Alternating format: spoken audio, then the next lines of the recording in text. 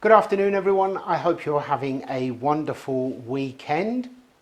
In light of the way that the mortgage market has gone over the last couple of weeks, I thought it was time for me to stick my neck out yet again. Since the highly controversial Rightmove property market update, which I call the Rightmove new to the market asking price update, that is misrepresented, but I'll get to that in a minute. I believe that many first-time buyers, on the strength of misinformation, intentional misinformation, may have gone and bought properties that they shouldn't be buying and basically signed themselves up to several years of negative equity, which is fundamentally wrong, immoral, and absolutely disgraceful that a national public company should mislead people intentionally with basically trickery in their figures. As I've said previously, the Rightmove property market update does not include properties already on the market or sold properties. It is based on properties that have come onto the market in the last month or so, and the asking price of those properties at that. However, let me put it to you this way. In a falling market, when lots of properties are coming to the market as they are now, and those properties are mainly in the upper price range because these are people who bought in the last 2 or 3 years with large mortgages, not expecting interest rates to rise so much, finding their mortgage deal ending this year, 1.8 million fixed deals ending by the end of this year, and they are coming to market because they need to downsize. If more properties at the higher price range come to the market, what does this do to the average asking price? It increases it. That has nothing to do with house prices. It has nothing to do whatsoever with selling prices. But if you actually get 1,000 properties at 1 million or more come to the market, and only 100 that are between 100 and 200,000 come to the market, the average asking price of new to the market properties will have increased. But the way that it was presented and the way that reckless headline hunting reporters actually referred to this report, knowing full well that most people glance at the headlines or maybe the first paragraph or two, but how many people sit down and read the whole lot? Hardly any. And based on that, many people may have gone and bought now or overpaid, and they have sadly signed themselves up to the real and present danger of being in negative equity for 3 or 4 or even 5 years, who knows, depending how things are going. One thing is for certain, despite the fact that we have had 1 or 2 green shoots of hope in the last few months, which were very, very quickly shut down, the trajectory of the housing market is downwards.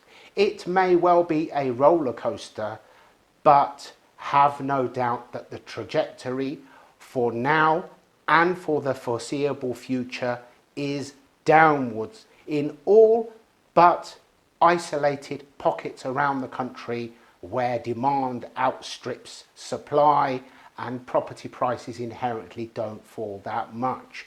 Property, mainly throughout Wales, doesn't really succumb to the bubbles, house price bubbles of the rest of the country. So it doesn't rise as disproportionately, it doesn't fall disproportionately.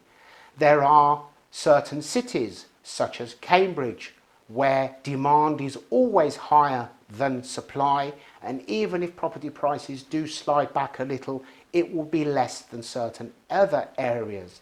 I can't speak for individual locations, I can only speak on average, as a whole, but one thing is for certain.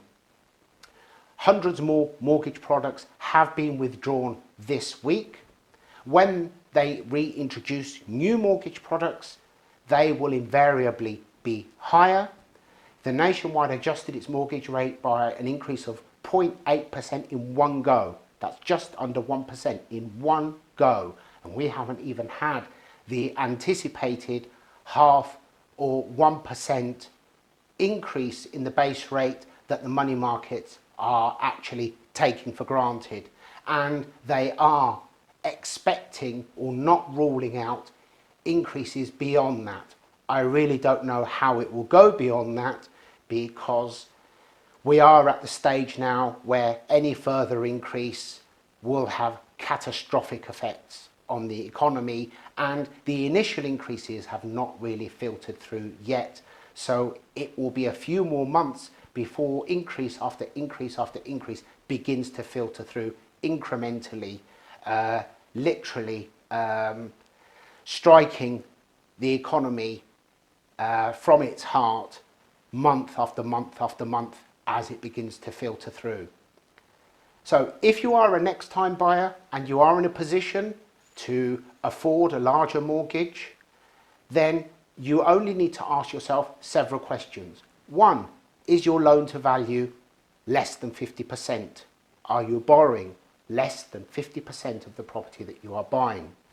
Two, on the mortgage that you are taking out, should interest rates rise by another 2 or God forbid 3%, can you still afford it?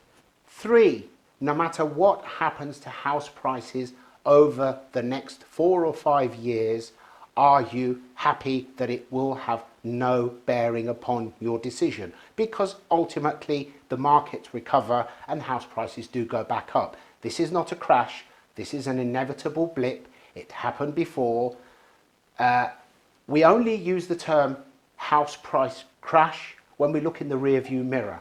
We refer to it in the mid-70s, in the early 90s, in 2008, because we are looking backwards. But at the time, have no doubt, although I don't remember the one in the mid-70s, only vaguely, it was, as it is now, a roller coaster.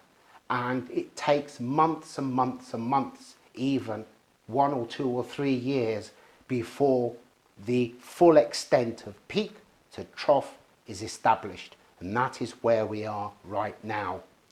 But if you are a first-time buyer with a small deposit, and by small deposit I don't mean 5%, by small deposit I mean a deposit of less than 15 or 20%, I would say to you now, not pause as I did back in September, because at that point it was a case of pause, let's wait and see.